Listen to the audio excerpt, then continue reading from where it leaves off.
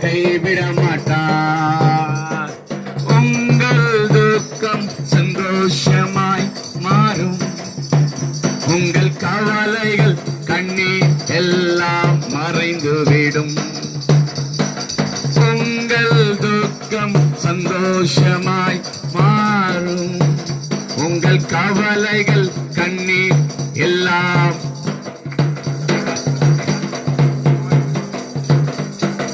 கிறிஸ்துவுக்குள் பிரியமான அன்பு சகோதரனே சகோதரியே, இயேசு கிறிஸ்து உங்களை நேசிக்கிறார். இயேசு கிறிஸ்து உங்களுக்கு விடுதலை தருவதற்காக வந்திருக்கிறார். இயேசு கிறிஸ்து உங்களுக்கு சமாதானத்தை தருவதற்காக வந்திருக்கிறார். இந்த சத்தத்தை கேட்டுக் கொண்டிருக்கிற அன்பு சகோதரனே சகோதரியே, நீ எந்த இந்த காரியத்திலிருந்து எனக்கு விடுதலை கொடுக்க முடியுமா? ஏதோ பாடிக்கொண்டிருக்கிறார்கள், ஏதோ பேசிக்கொண்டு வந்த இயேசு கிறிஸ்து எனக்கு விடுதலை கொடுக்க முடியுமா என்று கேள்வியோடு நீ சிந்தித்துக் கொண்டிருக்கிறாயா? உங்களுக்கு தாங்க இந்த நாளில இந்த செய்தி வருகிறது. உங்களுக்கு சமாதானம், உங்களுக்கு விடுதலை. அந்த விடுதலையை இயேசு கிறிஸ்து தர வல்லவராய் இருக்கிறார்.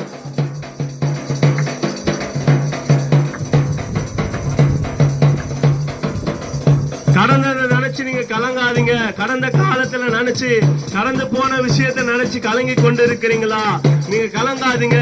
இயேசு கிறிஸ்து உங்களுக்கு சமாதானத்தை தர வல்லவராய் இருக்கிறார். இயேசு கிறிஸ்து உங்களுக்கு சந்தோஷத்தை தர வல்லவராய் இருக்கிறார்.